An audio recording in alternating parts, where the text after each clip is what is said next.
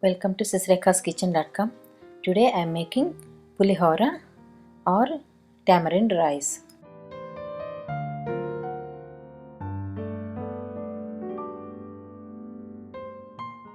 I have taken 2 cups of rice washed and cooked with 3 cups of water, which means for every cup of rice you take 1.5 cups of water. Transfer the rice into a large bowl and mix it gently with a fork so that the steam will escape and the rice will remain fluffy. Sprinkle half a teaspoon of turmeric powder on top of the rice. Also sprinkle some sea salt. Make sure there are no lumps in the sea salt. Then add 3 to 5 tablespoons of oil to the rice. Adding additional oil helps in lowering the glycemic index of the rice, especially when you are using white rice. And of course, we should be using good cooking oil. Mix them well and try not to mash up the rice. Dry roast 1/4 cup of peanuts.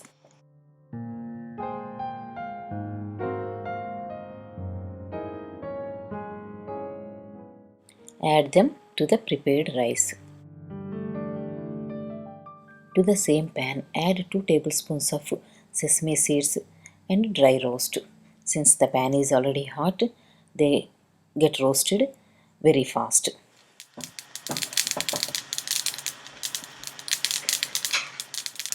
Put a lid quickly and turn off the stove, otherwise they will fly all over. Transfer them into a bowl and let them cool down. Now in the same pan, take 5 to 6 tablespoons of oil and heat it up. When the oil gets hot, add 2 tablespoons of chana dal, 2 tablespoons of urad dal,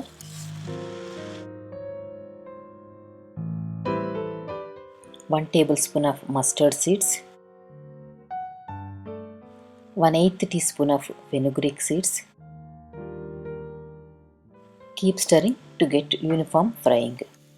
2 to 3 large green chilies, cut them lengthwise. 5 to 6 red chilies, cut them in half and add them to the same oil. You can add more or less chilies to match your own taste buds. Keep stirring until the chana dal changes its color slightly. Do not fry the seasoning in the high flame as it gets burned quickly.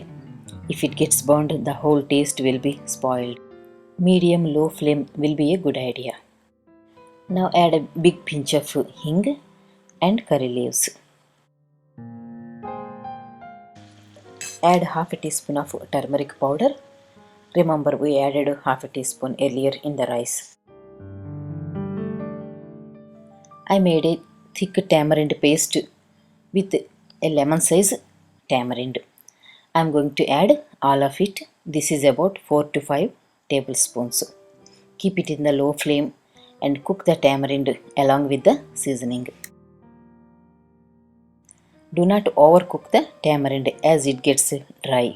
We are cooking the tamarind just to remove the moisture and also it improves the taste. Pulihora won't get spoiled quickly when we cook the tamarind.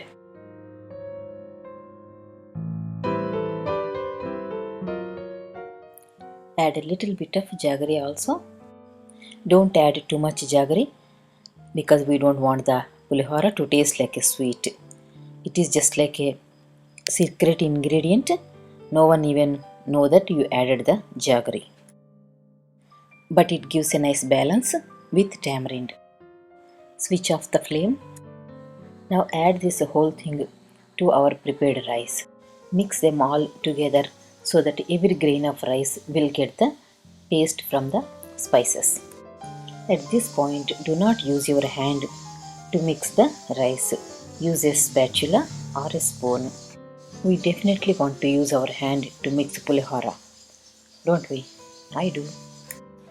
In the finishing stage, you can mix with your hand. But if you don't use your hand, pulihora stays fresh until next day morning. Sometimes if you make pulihora in the morning, by evening it gets spoiled. This is one of the reasons. The bacteria on your hand cause the problem.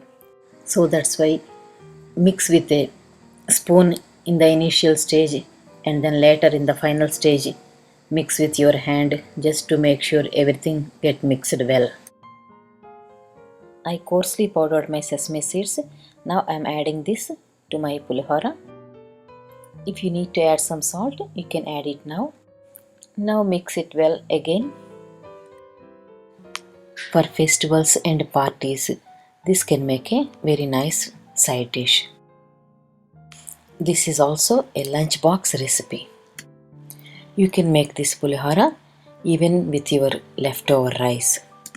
Thank you for watching my video. For more tips and recipes, check out my website at www.sisterkaskitchen.com, and don't forget to subscribe for my YouTube channel. Please give me your feedback.